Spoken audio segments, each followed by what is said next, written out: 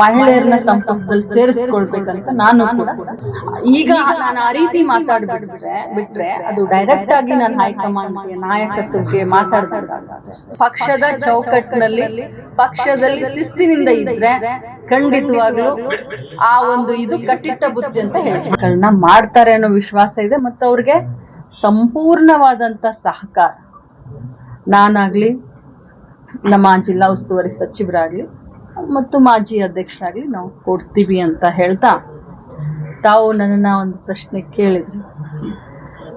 ನಾನು ಮಂತ್ರಿ ಮಂಡಳ ರಚನೆಯಾಗುವ ಮೊದಲನೇ ದಿನದಿಂದಲೂ ಕೂಡ ಇಲ್ಲಿಯವರೆಗೆ 3 ವರ್ಷ ನನಗೆ ಅವಕಾಶ ಕೊಟ್ಟಂತ ಸಿದ್ದರಾಮಯ್ಯನವರಿಗೆ ಧನ್ಯವಾದ ಹೇಳ್ತೀನಿ. ಮುಂದೆ ಪಕ್ಷ ಅವಕಾಶ ಕೊಟ್ಟರೆ ಕೆಲಸ ಮಾಡ್ತೀನಿ, ಕೊಡಲಿಲ್ಲ ಅಂತಂದ್ರೂ ಕೂಡ ಪಕ್ಷದ ಶಿಸ್ತಿನ ಸಿಪಾಯಿ ಆಗಿರ್ತೀನಂತ ಅವತ್ತಿಂದ ಹಿಡ್ಕೊಂಡು ಇದು ಒಂದೇ ಉತ್ತರವನ್ನ ನಾನು ಕೊಡ್ತೀನಿ. ನೋಡಿದ್ರೆ ಸೊ ರಾಜ್ಯದಲ್ಲಿ ಮುಂದಿನ ದಿನಗಳಲ್ಲಿ ಸಿಎಂ ಆಗುವ ಮಟ್ಟಿಗೂ ಕೂಡ ತಮ್ಮ ಅಭಿಮಾನಿಗಳು ಹೇಳ್ತಾ ಇದ್ರು. ಸೊ ಈ ಬಾರಿ ತನಕಾಗಿ ಯಾಕೆ ಅಷ್ಟೊಂದು ಇದಾಯ್ತು? ಎಲ್ಲೋ ಒಂದ್ ಕಡೆ ಇಲ್ಲ ನೋವೇ ಇದು ರಾಜಕಾರಣದಲ್ಲಿ ಯಾವಾಗ ಬೇಕಾದ್ರೂ ಏನ್ ಬೇಕಾದ್ರೂ ಆಗ್ಬೋದು, ಅನ್ಸರ್ಟನ್.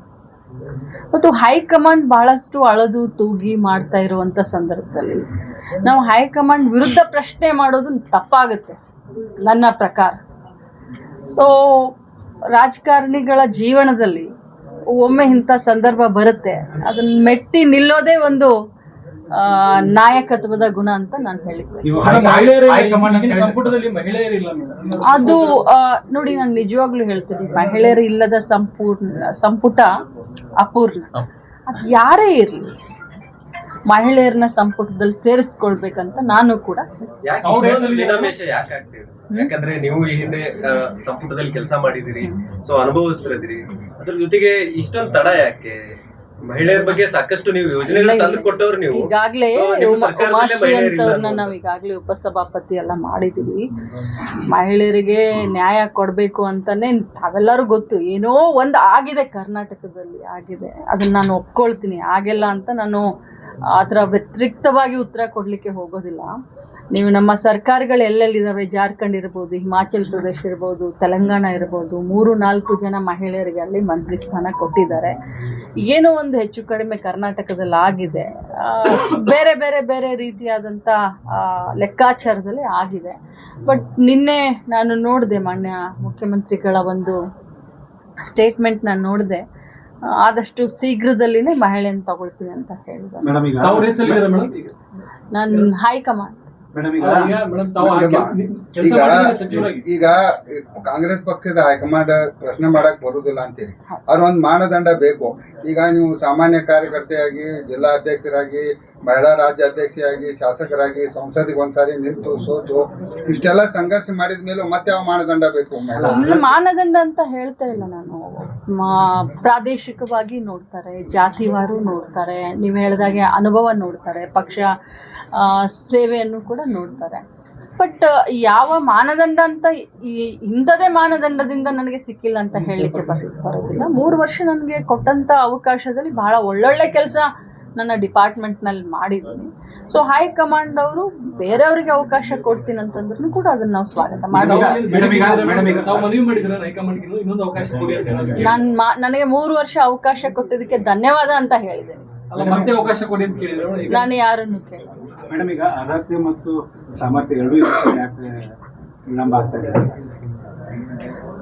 ಹಾಗಲ್ಲ, ಇಲ್ಲಿ ವಿಳಂಬದ ಪ್ರಶ್ನೆ ಬರೋದಿಲ್ಲ. ಇರೋ 34 ಸೀಟ್ನಲ್ಲಿ, ಮೊದಲ ಪಟ್ಟಿಯಲ್ಲಿ ಇರೋ 34 ಸೀಟ್ನಲ್ಲಿ ಈಗ ನಾನೇ ಬಹಳಷ್ಟು ಅನುಭವ ನನಗೆ ಇದೆ, ನಾನೇ ಇದ್ದೀನಿ ಅಂತ ಹೇಳಲಿಕ್ಕೆ ಬರೋದಿಲ್ಲ.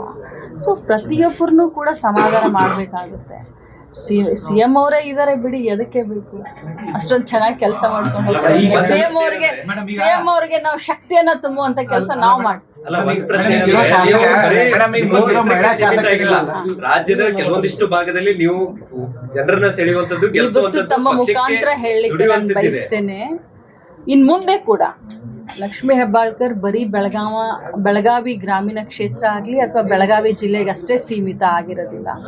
ಈ ಮುಂಚೆ ಹೇಗೆ ರಾಜ್ಯವ್ಯಾಪಿ ನನ್ನ ಪ್ರವಾಸ ಇರ್ತಾ ಇತ್ತು, ರಾಜ್ಯವ್ಯಾಪಿ ಯಾವ ರೀತಿ ಕಾರ್ಯಕ್ರಮಗಳು ಪಕ್ಷದ ಸಂಘಟನೆಯಲ್ಲಿ ಭಾಗವಹಿಸ್ತಾ ಇದ್ನೋ, ಇನ್ನು ಮುಂದೆ ಕೂಡ ಲಕ್ಷ್ಮೀ ಹೆಬ್ಬಾಳ್ಕರ್ ಅದೇ ರೀತಿ ರಾಜ್ಯವ್ಯಾಪಿಯಾಗಿ ಪ್ರವಾಸವನ್ನು ಕೂಡ ಮಾಡ್ತೀನಿ. ಪಕ್ಷ ಸಂಘಟನೆಯಲ್ಲಿ ಮುಂಚೂಣಿಯಲ್ಲಿ ನಿಂತು ಕೆಲಸ ಪಕ್ಷದ ಜವಾಬ್ದಾರಿ ಏನಾದ್ರು ಕೊಡ್ತಾರ ಮೇಡಮ್? ಸಂಘಟನೆ ಜವಾಬ್ದಾರಿ, ಸಚಿವ ಸ್ಥಾನ ನೀವೇನ್ ಕೇಳಿದ್ರು ಕೂಡ ನಾನ್ ಪಕ್ಷದ ಶಿಸ್ತಿನ ಸಿಪಾಯಿ. ಅವ್ರು ಏನ್ ಜವಾಬ್ದಾರಿ ಕೊಟ್ಟರು ಮಾಡ್ತೀನಿ. ಆದ್ರೆ ನನಗೆ ಏನೂ ಕೂಡ ಅದರ ಕಲ್ಪನೆ ಇಲ್ಲ, ಯಾಕಂದ್ರೆ ನನಗೆ ಅದ್ರ ಬಗ್ಗೆ ಏನೂ ಗೊತ್ತಿಲ್ಲ. ಮೇಡಮ್, ಇವಾಗ ಕರ್ನಾಟಕ ಕಾಂಗ್ರೆಸ್ ಪಕ್ಷಕ್ಕೆ ಸೈಲೆಂಟ್ ಆಗಿದ್ದೀರಿ ಮೇಡಮ್. ಅಂದ್ರೆ ಹಿಂದಕ್ಕೆ ನೀವು ಮಂತ್ರಿ ಬೆಳಗಾವಿ ಬಂದಾಗ ನನ್ನ ಮೌನ ಒಂದು ವೀಕ್ನೆಸ್ ಅಲ್ಲ ಅಂತಿದ್ರಿ. ಈಗ ಯಾಕೋ ಈ ಸಂದರ್ಭ ಅದಲ್ಲ, 2 ತಿಂಗಳು ಆ ಮಾತನ್ನ ಈಗ ಇದು ಸಂದರ್ಭ ಅಲ್ಲ, ಇದು ಸೂಕ್ತ ಸಂದರ್ಭ ಅಲ್ಲ. ಈಗ ನಾನು ಆ ರೀತಿ ಬಿಟ್ರೆ ಅದು ಡೈರೆಕ್ಟ್ ಆಗಿ ನಾನು ಹೈಕಮಾಂಡ್ಗೆ ನಾಯಕತ್ವಕ್ಕೆ ಮಾತಾಡ್ದಂಗಾಗುತ್ತೆ. ಈ ಸಂದರ್ಭ ಆ ಡೈಲಾಗ್ಗೆ ಸಾಧ್ಯನೇ ಇಲ್ಲ ರೀ. ಪಾಪ ಯಾರ್ಯಾರು ಇಲ್ಲ, ನಮ್ಮ ಜಿಲ್ಲೆಯವರು ಇಲ್ಲ, ಹೊರಗಡೆಯವರು ಇಲ್ಲ, ಪಕ್ಷದ ಒಳಗಡೆಯವರು ಇಲ್ಲ. ಅನಿವಾರ್ಯತೆ ಪ್ರತಿಯೊಬ್ರು ಕೂಡ ಬಹುಶಃ ನಾನು ಮಂತ್ರಿ ಮೊದಲನೇ ಇದ್ರಲ್ಲೋ ಅಥವಾ 2ನೇ ಇದ್ರಲ್ಲೋ ಆಗಿದ್ರೆ ಇಷ್ಟು ಇದನ್ನ ಮಾಡ್ತಾ ಇರಲಿಲ್ಲ. ಪ್ರತಿಯೊಬ್ರು ನಮ್ಮ ಪಕ್ಷದವರು, ವಿರೋಧ ಪಕ್ಷದವರು ಬಂದು ನನಗೆ ಇವತ್ತು ಅವರ ಅನಿಸಿಕೆಗಳನ್ನ ಹೇಳ್ತಾ ಇದ್ದಾರೆ. ಈಗ ರಾಜ್ಯದ ಇತಿಹಾಸದಲ್ಲಿ ಮೇಡಮ್ ಎಲ್ಲಾ ಆಪ್ತರಿಗೂ ಅವಕಾಶಗಳು ಕೊಡ್ತಾರೆ. ಈಗ ಯಡಿಯೂರಪ್ಪನವ್ರು ಬಂದಾಗ ಉಮೇಶ್ ಕತ್ತಿ ಅವ್ರು ಆಗ್ತಿದ್ರು, ಇನ್ನೊಂದ್ಸಲ ಕರ್ಕೊಂಡ್ ಮಾಡಿದ್ರು. ಸಿದ್ದರಾಮಯ್ಯ ಸತೀಶ್ ಜಾರಕಿಹೊಳಿ ಕಂಟಿನ್ಯೂ ಮಾಡಿದ್ರು. ಈಗ ನೀವು ಕೂಡ ಆಪ್ತರು ಇದ್ದೀರಿ, ನಿಮ್ನ ಯಾಕೆ ಬಿಟ್ರು ಅಂತ ನಾನು ಎಲ್ಲರಿಗೂ ಆಗ್ತೀನಿ. 3 ಜನ ಮಹಿಳಾ ಶಾಸಕರಿದ್ದಾರೆ. 3 ಜನ ಮಹಿಳಾ ಶಾಸಕರ ಹೆಸರು ಕೇಳಿ ಬರ್ತಾರೆ. ತಮ್ದು ಕೂಡ ಹೆಸರು. ಆ ಸಾಮರ್ಥ್ಯ ಯಾರಂದ್ರೂ ಅದಕ್ಕಿಂತ 10 ಪಟ್ಟು ಜಾಸ್ತಿನೇ ತಮ್ದು. ಅವಕಾಶ ಸಿಕ್ಕಾಗ ಸಾಮರ್ಥ್ಯ ಯಾರ್ದಾದ್ರೂ ಗೊತ್ತಾಗುತ್ತೆ. ನನಗೆ ಅವಕಾಶ ಸಿಕ್ತು, ಸಾಮರ್ಥ್ಯ ತೋರಿಸ್ದೆ. ಇನ್ನೊಬ್ಬರಿಗೆ ಕೊಟ್ರೆ ಅವ್ರಿಗೆ ನನಗಿನ್ನ ಜಾಸ್ತಿ ಸಾಮರ್ಥ್ಯ ಇದ್ರೆ ಮೇಡಮ್, ನಿಮ್ ಶಿಷ್ಯರಾದಂತ ನೈನಾ ಮುಟ್ಟಮ್ಮ ಅವ್ರಿಗೂ ಕೂಡ ರಾಜಕೀಯ ಶಿಷ್ಯರಾದಂತ ನೈನಾ ಮುಟ್ಟಮ್ಮ ಅವ್ರಿಗೂ ಒಂದು ಅವಕಾಶ ಸಿಗ್ಬೇಕು ಅನ್ನೋದೊಂದು ಪಕ್ಷದಲ್ಲಿ ಚರ್ಚೆ ಆಗ್ತದೆ. ಅದೇನಾದ್ರೂ ಲಕ್ಷ್ಮೀ ಹೆಬ್ಬಾಳ್ಕರ್ ಅವ್ರಿಗೆ ಇದನ್ನ ಆಗ್ತಾ ಇದೆ? ಖಂಡಿತ ಇಲ್ಲ ರೀ. ನಾನ್ ನೋಡಿ, ರಾಜಕಾರಣದಲ್ಲಿ ಬಾರದು ಬಪ್ಪದು ತಪ್ಪದು. ರಾಜಕಾರಣದಲ್ಲಿ ನಾಯಕರಿಗೆ ಒಮ್ಮಿಲ್ಲ ಒಮ್ಮೆ ಸತ್ವ ಪರೀಕ್ಷೆ, ಅಗ್ನಿ ಪರೀಕ್ಷೆ ಇರುತ್ತೆ. ಆ ಸಂದರ್ಭದಲ್ಲಿ ನಮ್ಮ ತಾಳ್ಮೆಯಿಂದ ಇದ್ದು ಪಕ್ಷದ ಚೌಕಟ್ಟಿನಲ್ಲಿ, ಪಕ್ಷದಲ್ಲಿ ಶಿಸ್ತಿನಿಂದ ಇದ್ರೆ ಖಂಡಿತವಾಗ್ಲೂ ಆ ಒಂದು ಇದು ಕಟ್ಟಿಟ್ಟ ಬುತ್ತಿ ಅಂತ ಹೇಳಿ. 5,000 ಕೋಟಿ ಅಂದ್ರೆ ಎಲ್ಲಿ ಹೋಯ್ತು ಅಂತ ಹೇಳಿ ಒಂದು ಗಂಭೀರವಾದ ಆರೋಪ ಮಾಡ್ತಾರೆ. ಅದ್ರ ಬಗ್ಗೆ ಹೇಳೋದಾದ್ರೆ ನೀವೊಬ್ಬ ಕಡಿಮೆ ಆಗಿದ್ ನೋಡಪ್ಪ. ಯಾರು ಆರೋಪ ಮಾಡ್ತಾರೆ? ಸಂಜಯ್ ಪಾಟೀಲ್ ಅವರು ಮಾಜಿ ಶಾಸಕರು. ನಾನು ಮೊನ್ನೆನೇ ಹೇಳಿದ್ದೀನಲ್ಲ, ಎಲ್ಲರೂ ನೀವು ನೋಡಿದಿರಲ್ಲ. 5,000 ಕೋಟಿ ಫೈನಾನ್ಸ್ ಡಿಪಾರ್ಟ್ಮೆಂಟ್ ಬಿಡುಗಡೆನೆ ಮಾಡಲಿಲ್ಲ. ಆವತ್ತಿನ ಮುಖ್ಯಮಂತ್ರಿಗಳಾದಂಥ ಸಿದ್ದರಾಮಯ್ಯನವರು ನಮಗೆ 5,000 ಕೋಟಿ ಬಿಡುಗಡೆನೆ ಮಾಡಲಿಲ್ಲ. ಯಾಕಂದ್ರೆ ಫೈನಾನ್ಸ್ ಮಿನಿಸ್ಟ್ರು ಸಿದ್ದರಾಮಯ್ಯನವರಿದ್ರು. ಸೊ ನಮಗೆ ಅವರು ದುಡ್ಡನ್ನೇ ಬಿಡುಗಡೆ ಮಾಡಲಿಲ್ಲ. ಸೊ ಫೈನಾನ್ಸ್ ಡಿಪಾರ್ಟ್ಮೆಂಟ್ ಬಿಡುಗಡೆ ಮಾಡಲಿಲ್ಲ ಅಂತಂದ್ರೆ 5,000 ಕೋಟಿ ಎಲ್ಲಿಂದ ತಕೊಂಡ್ ಬರ್ಲಿ?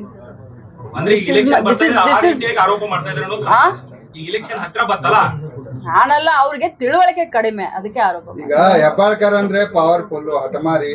ಕೊನೆ ಕ್ಷಣದಲ್ಲಾದ್ರೂ ಮಂತ್ರಿ ಹಾಗೆ ಬರ್ತಾರಂತೆ ನಿಮ್ಮ ಅಭಿಮಾನಿಗಳು ಈಗ ನಿರೀಕ್ಷೆಯಲ್ಲಿದ್ದಾರೆ, ನಂಬಿದ್ದಾರೆ, ವಿಶ್ವಾಸ ಇಟ್ಟಿದ್ದಾರೆ. ನಿಮ್ಮ ಅಭಿಮಾನಿಗಳಿಗೆ ಏನ್ ಹೇಳ್ಬೇಕು? ಆ ನಂಬಿಕೆನ ಮುಂದುವರಿಸ್ಕೊಂಡು ಹೋಗಿ ಅಂತ ಹೇಳ್ತೀನಿ.